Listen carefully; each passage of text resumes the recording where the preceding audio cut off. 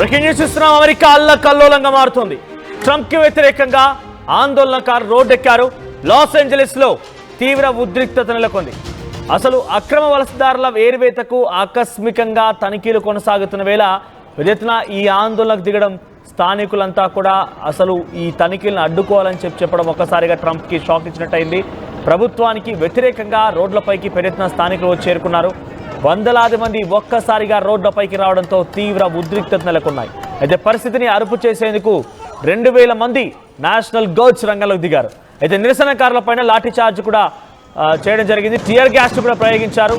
Service employees international union California అధ్యక్షుడు David హోయర్టాని arrest చేశారు. సో హోయర్టా విడుదల చేయాలంటూ కూడా పెద్ద ఎత్తున ఫెడరల్ భవనాన్ని ముట్టడించారు నిరసనకారులు.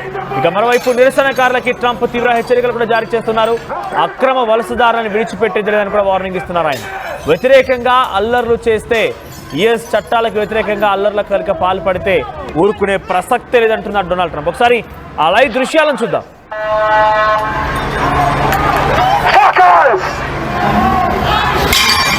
They're still throwing plates at him. Oh, that one missed. Oh, they're in front of it. Oh, they got the doors open. Oh, fuck. They're shooting. Oh, fuck. Go. We'll never be divided. We'll never be divided.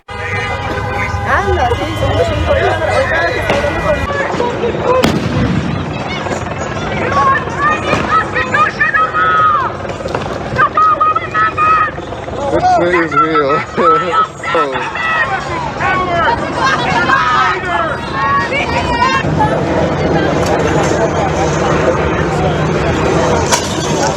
Watch out, he's shooting!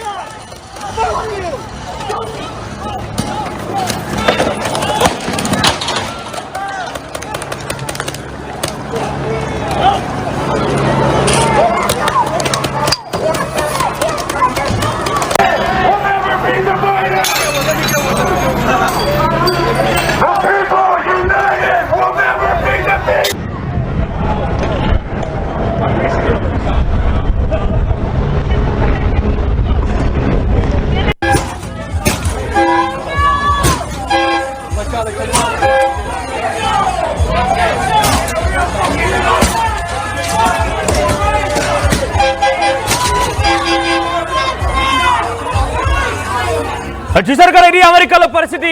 Los Angeles మొత్తం అట్టుడికిపోతోంది. Donald Trump కి చుక్కలు చూపిస్తున్నారు అక్కడ స్థానికులు.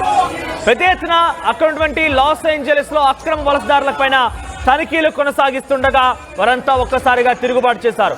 ఈ తనిఖీలు నిలిపేయాలని చెప్పి కూడా స్థానికులంతా రోడ్డెక్కారు. పెద్ద ఎత్తున అక్కడున్నటువంటి అమెరికా ప్రభుత్వ రంగ సంస్థల పైన ప్రభుత్వాలకు సంబంధించి ఆ భవనాలను ముట్టడించే ప్రయత్నం చేస్తున్నారు. ఆ నిరసన దృశ్యాలు చూసారు కదా. ట్రంప్ కి అమెరికా ప్రజలు చుక్కలు చూపిస్తున్నారు. అమెరికాలో పెద్ద ఎత్తున ట్రంప్ వ్యతిరేకత కొనసాగుతోంది. సో ట్రంప్ ఏం చేస్తున్నారంటే, మీరు కనుక యుఎస్ చట్టాలకు వ్యతిరేకంగా ఈ నిరసన కొనసాగిస్తే అందరిపైన కఠిన చర్యలు తీసుకుంటామని ట్రంప్ హెచ్చరించినా కూడా ఆ హెచ్చరికలు ఏమాత్రం పట్టించుకోవడం లేదు, బేఖాతరు చేస్తున్నారు. ప్రభుత్వానికి వ్యతిరేకంగా రోడ్లపైకి వచ్చి ఒక నానా హైగ్రామాన్ని సృష్టిస్తున్నారు. ఎక్కడికెక్కడ భవనాలని నిప్పంటిస్తున్నారు. రోడ్లపైన చూడండి, రోడ్లపైన సిచ్యువేషన్. రోడ్లపైన పోలీసులకి అటువైపు నుంచి స్థానికులకు మధ్య ఇంకా ఆ భీకర యుద్ధం కొనసాగుతుంది. రాళ్ళు రుబ్బుతున్నారు. వాళ్ళపైన పెద్ద ఎత్తున రోడ్డుపైనటువంటి ప్రభుత్వ ఆస్తులను ధ్వంసం చేస్తున్నారు. ప్రభుత్వ ఆస్తులను పూర్తిగా కూడా కుప్పకూలు చేస్తున్నారు, నిప్పంటిస్తున్నారు. సో పరిస్థితిని అదుపు చేసేందుకు 2000 మంది నేషనల్ గార్డ్స్ వచ్చినా కూడా ఏమాత్రం కంట్రోల్ చేయలేకపోతుంది. నిరసనకారులపైన లాఠీ చార్జ్, టియర్ గ్యాస్ సైతం ప్రయోగిస్తున్నారు. సో ప్రభుత్వానికి వ్యతిరేకంగా ఈ స్థాయిలో అమెరికాలో ఒక నిరసన గల వినిపించడం అనేది బహుశా ఇదే మొదటిసారి. ట్రంప్ యొక్క పనితీరు అక్కడి ప్రజలకు నచ్చడం లేదు. ట్రంప్ యొక్క అనవసరమైనటువంటి చర్యలు, అనవసరమైనటువంటి కొన్ని విషయాలు అక్కడి ప్రజలకు నచ్చడం లేదు. లాస్ ఏంజలస్ లో ఇంకా నిప్పు కొనసాగుతూనే ఉంది. పెద్ద ఎత్తున నిరసన చూడండి. అక్కడ నిరసన కొనసాగుతున్నటువంటి దృశ్యాలు మీకు ఆర్టీవీ రైట్ సైడ్ బాక్స్ లో చూపించే ప్రయత్నం చేస్తోంది. అందరూ ప్లకార్డులు ప్రదర్శిస్తూ స్టాప్ ఇమిగ్రేషన్ సెర్చ్ అంటూ వాళ్ళని చెప్తున్నారు. ఇమిగ్రేషన్ ఎన్ఫోర్స్మెంట్ రైట్స్ వెంటనే నిలిపేయాలంటూ కూడా అంతా డిమాండ్ చేస్తున్నారు. సో ప్రస్తుతం ఐసీ 118 మంది అరెస్ట్ చేసినట్టు తెలుస్తోంది ఈ ఆపరేషన్ లో. సో దాంట్లో ఒక డౌన్ టౌన్ ఫ్యాషన్ డిస్ట్రిక్ట్ సంబంధించినటువంటి వారందరినీ కూడా అక్కడ down town fashion district wear హౌస్లో ఉంచినట్టు తెలుస్తోంది. Authorities employer use to falls documents for some దాంట్లో 118 మంది ఇప్పటివరకు అక్రమ వలసదారులందరినీ కూడా అరెస్ట్ చేశారు. సో వారందరినీ కూడా ప్రత్యేకంగా దాంట్లో ఎప్పటికప్పుడు ఈ యొక్క ఎంప్లాయర్ యొక్క డాక్యుమెంట్స్ని ఫోర్జరీ చేసే విధంగా ఉన్నటువంటి కొన్ని కీలకమైనటువంటి వేర్ హౌస్లను కూడా స్వాధీనపరచుకున్నట్టు తెలుస్తోంది. చూడండి, రోడ్ల పైన ప్రతి ప్రభుత్వ ఆస్తిని ధ్వంసం చేస్తున్నారు. పోలీసులకి చుక్కలు చూపిస్తున్నారు. పోలీసులు లాఠీ చార్జ్ చేస్తున్నారు, టియర్ గ్యాస్ ప్రయోగిస్తున్నారు.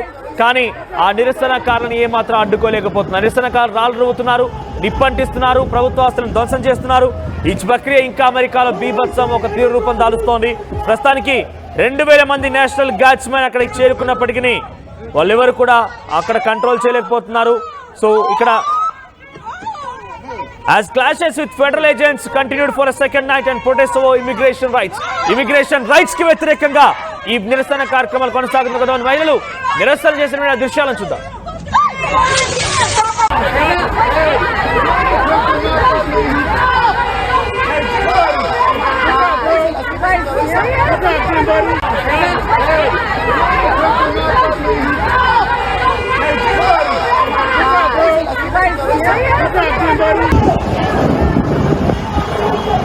బట్ అమెరికాలో ఒక రకంగా ఎమర్జెన్సీ సిచ్యువేషన్ తలపిస్తోంది.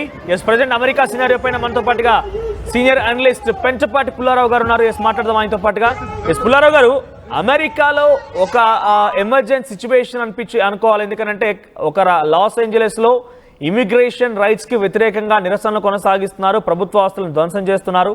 2000 మంది నేషనల్ గార్డ్స్ అక్కడికి వచ్చారంటేనే అక్కడ ఎటువంటి సిచ్యువేషన్ ఉందో అర్థం చేసుకోవాలి. సో ఇమిగ్రేషన్ రైట్స్ ద్వారా అక్కడ ప్రజలు ఏ రకంగా ఇబ్బందులు పడుతున్నారు, ఇమిగ్రేషన్ రైట్స్ని ఇంత స్ట్రిక్ట్ చేయడం గల కారణం ఏంటి? ఒకటి, ఎక్కువగా కాలిఫోర్నియాలో, లాస్ ఏంజలస్లోనే మెక్సికో నుంచి, దక్షిణ అమెరికా, సెంట్రల్ అమెరికా నుంచి వచ్చి ఎన్నో సంవత్సరాల బట్టి సెటిల్ అవ్వారు. అక్కడ స్పానిష్ అనే భాష కూడా, ఇంగ్లీష్ ఎంత మాట్లాడతారో అంత మాట్లాడతారు. 4-5 కోట్ల జనాభా ఉన్నారు. ఇప్పుడు ఇవాళ ఒక స్పానిష్ సెనేటర్ కూడా ఉన్నాడు. అంత ఎక్కువ పాపులేషన్ స్పానిష్ మాట్లాడే వాళ్ళు ఉన్నారు. వాళ్ళకి వచ్చిన ఇబ్బంది, వాళ్ళు ఎంతవరకు వెళ్తారు? లాస్ ఏంజలస్లోనే ఆగిపోతుందా, ఇంకా మిగతా ఊర్లకి స్ప్రెడ్ అవుతుందా? దాన్ని బట్టి ఉంటుంది. ఒక లాస్ ఏంజలస్లోనే ఈ రైట్స్ జరిగినాయి అంటే అది అంచేస్తాడు, పెద్ద విశేషం కాదు. ఎందుకంటే ఇవాళ టెక్నాలజీ ఉన్నది, అందరు ఫోటోలు దొరుకుతున్నాయి, వాళ్ళని పికప్ చేస్తారు. ఎంతవరకు ఉంటారు? ఇవాళ నేషనల్ గార్డ్స్ వచ్చాక ఆగుతుందా? మీకు చరిత్రలో చిన్న విషయం చెప్తుందా? 1967 మార్టిన్ లూథర్ కింగ్ చచ్చిపోయాడు, అసాసినేషన్. అప్పుడు ఈ పట్టణాలన్నీ రైట్స్ జరిగినాయి. పోలీస్ ఆఫ్ చేయలేకపోయారు, నేషనల్ గార్డ్ ఆఫ్ చేయలేకపోయారు, అన్నీ కలిసేశారు. అది అప్పటి నుంచి బ్లాక్స్కి రైట్స్ ఇవ్వడం మొదలుపెట్టారు, ఆ హక్కులు. అది 67 తర్వాత ఇలాంటి రైట్స్ జరగలేదు. ఏమన్నా జరుగుతుందా? లోకల్ యాక్షనా? అది మనం చూడాలి. వెంటనే ఒక ఊళ్ళో, ఒక పట్టణంలో కొంచెం రెబెలియన్గా వచ్చింది, వైలెన్స్ జరుగుతుందంటే ఇందాక చెప్పినట్టుగా ఎక్కువ మంది illegal immigrants, legal immigrants south America, Spanish countries నుంచి వచ్చి కాలిఫోర్నియాలో, లాస్ ఏంజలస్లో ఎక్కువ సెటిల్ అవ్వారు. సో వాళ్ళు తప్పకుండా వాళ్ళకి ఇబ్బంది ఉన్నది. తర్వాత వాళ్ళు కూడా అడ్వాంటేజ్ ఏం తీసుకున్నారంటే యాంకర్ బేబీస్ అంటారు. అంటే అక్కడికి వచ్చి పిల్లలు కన్నాక సిటిజన్షిప్ క్లెయిమ్ చేయటం, అవన్నీ ఉన్నాయి. సో ఇది ఒక పెద్ద పరీక్ష. డొనాల్డ్ ట్రంప్ ఆ 2000 మంది పంపించాడు, ఆగుతుందా ఆగదా?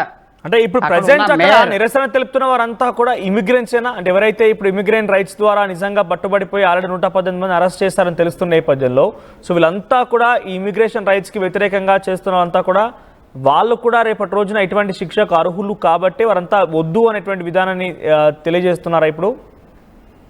అదే వాళ్ళకి డైరెక్ట్లీ ఎఫెక్టెడ్ కదా. వాళ్ళ మనుషుల్ని, బంధువుల్ని, కొడుకుల్ని, తండ్రుల్ని, తమ్ముళ్ళని, మిత్రుల్ని, వాళ్ళ భాష మాట్లాడే వాళ్ళని అందరిని పట్టించుకొని తీసుకెళ్ళిపోతున్నారంటే అకస్మాత్తుగా వాళ్ళకి ఇది తొందర వచ్చింది. ఇదో పెద్ద పరీక్ష. ఇది ట్రంప్ సాధించగలడా లేదా? ఇప్పుడు చిన్న విషయం కూడా మీరు కొద్దిగా మర్చిపోయారేమో. Los Angeles mayor Karen Bass, ఆమె కూడా వీళ్ళని సపోర్ట్ చేస్తారు. ఆమె కూడా వీళ్ళని పట్టుకోవటానికి వెళ్ళారు, వీళ్ళకి ఇక్కడ ఉన్నారు. ఆ మేయర్ కూడా సపోర్ట్ చేస్తారు. లాస్ ఏంజలస్ పోలీస్ కూడా న్యాచురల్గా వాళ్ళనే సపోర్ట్ చేస్తారు. కాలిఫోర్నియా ప్రభుత్వం కూడా వాళ్ళనే సపోర్ట్ చేస్తారు, ఎందుకంటే డెమోక్రాటిక్ గవర్నమెంట్. ఇప్పుడు ట్రంప్ చేసింది ఏంటంటే ఫెడరల్ అంటే మన సెంట్రల్ పోలీస్, సిఆర్పిఎఫ్, సిఐఎస్ఎఫ్ అలాంటి వాళ్ళని తీసుకొచ్చి అక్కడ పెట్టారు. ఈ లోకల్ పోలీస్ సాయం లేదు. సో ఇది ఒక పెద్ద పరీక్ష. మురళి గారు ఎంతవరకు వెళ్తాదో చూడాలి. అంచేస్తారా ఈవేళ రాత్రి? ఇప్పుడు అక్కడ ఈవేళ రాత్రి అంచేస్తారా? రాత్రి స్టార్ట్ అయింది అక్కడ, చూడాలి. రాత్రి పూటల్లో బిగిన్ చేస్తారు, చీకట్లో ఎవరికి కనపడరు. ఎంత స్ప్రెడ్ అవుతుంది?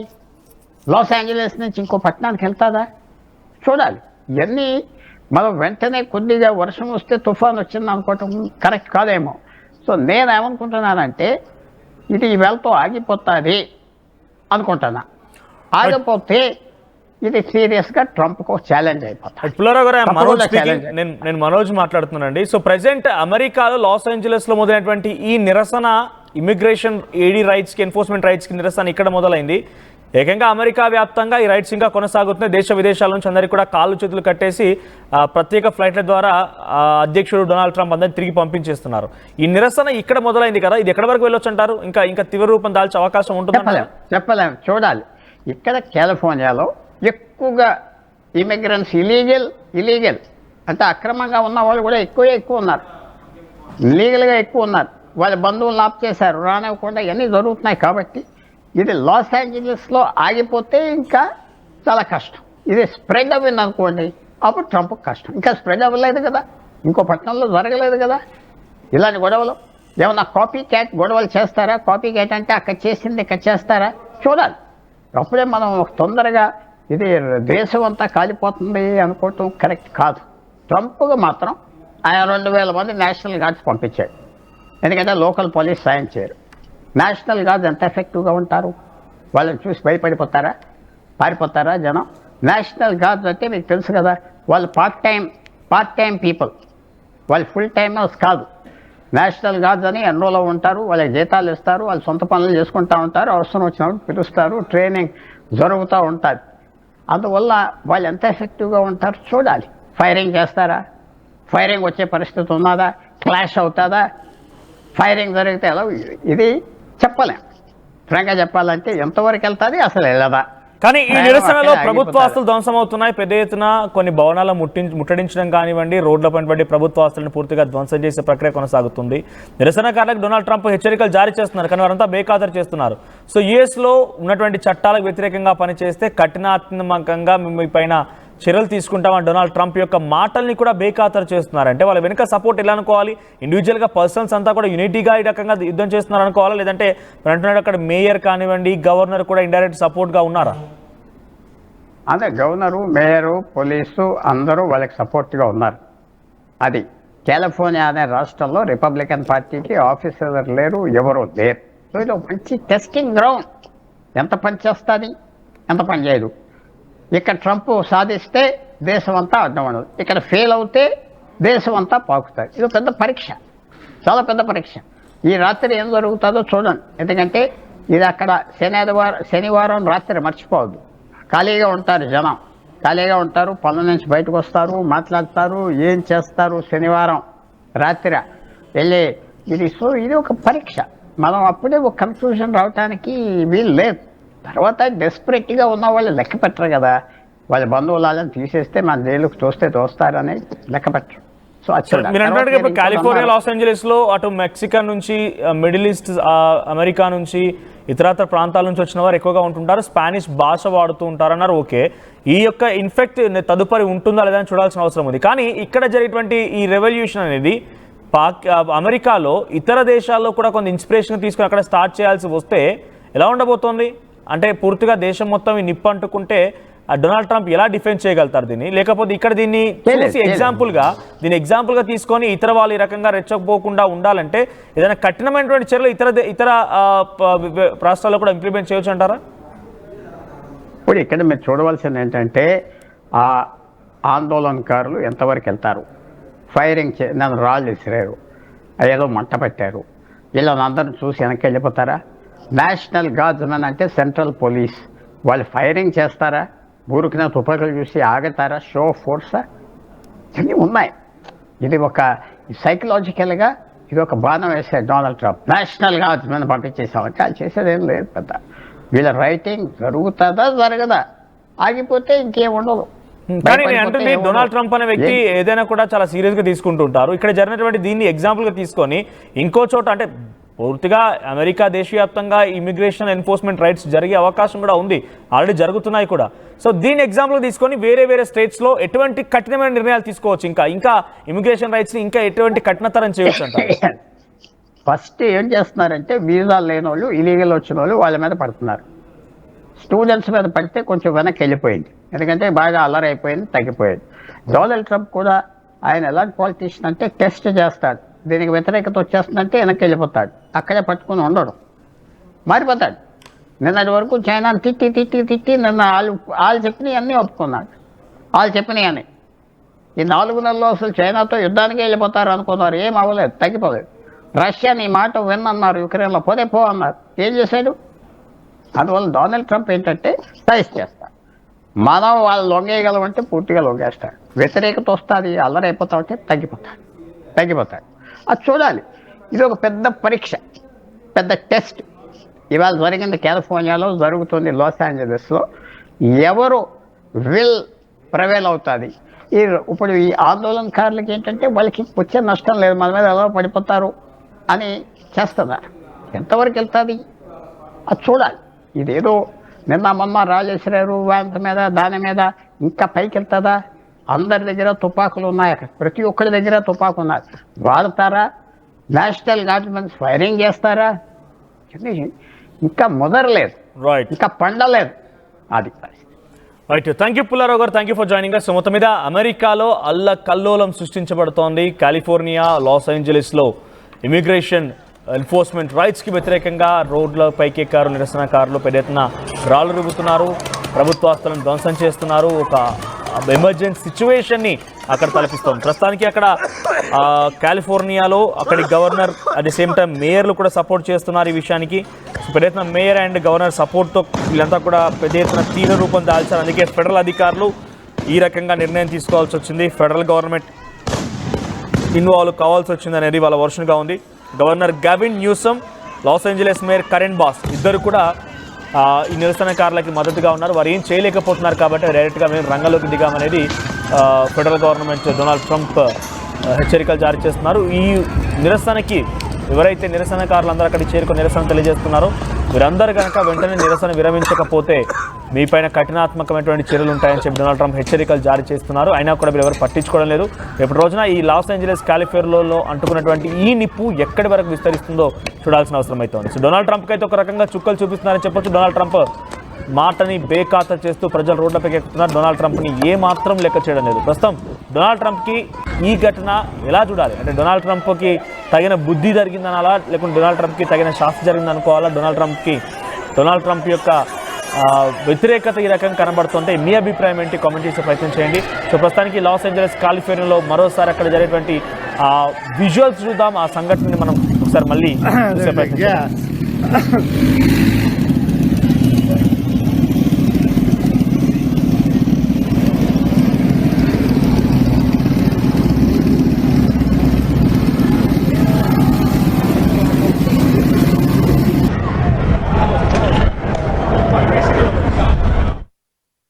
ఆర్టీవీ యాప్ వార్తల్ని క్షణాల్లో చదివే అవకాశం ఉంటుంది. ఒక న్యూస్ పేపర్, ఒక టెలివిజన్ ఛానల్ మీ చేతుల్లో ఎప్పుడూ ఉంటాయి.